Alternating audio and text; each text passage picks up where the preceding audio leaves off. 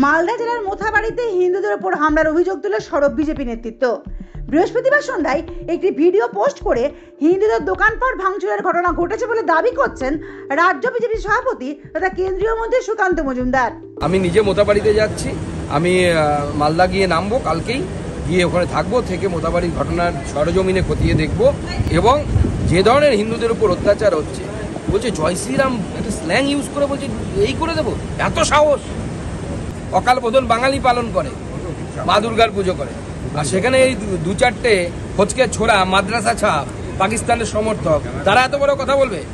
এই ঘটনায় সরব হয়েছেন রাজ্যের বিরোধী দল নেতা শুভেন্দু অধিকারীও।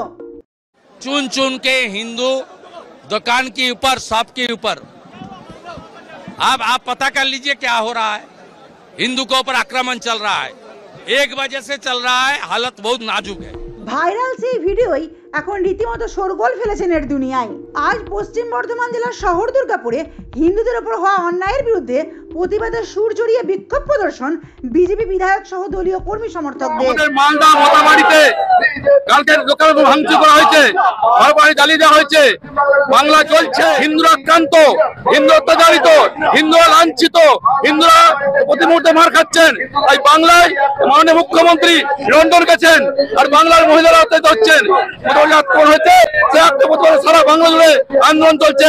দুর্গাপুর বিজেপির পক্ষ থেকে বাঁকুড়া মোড়ে অবরোধ করছে। উদ্দেশ্য একটাই, মাননীয় মুখ্যমন্ত্রী বলতে চাই, আর নয়, বাংলা অনেক হয়েছে, হিন্দুরা আক্রান্ত, হিন্দুরা আক্রান্ত, সমস্ত হিন্দু দেখো, তাই ডাক দিয়েছি, হিন্দু হিন্দু ভাই ভাই মমতার বদলা চাই। শুক্রবার বিকেলে দুর্গাপুরের বাঁকুড়া মোড়ে রাজ্য সড়ক অবরুদ্ধ হলো বিজেপি কর্মী সমর্থকদের মিলিত প্রতিবাদ মিছিলে।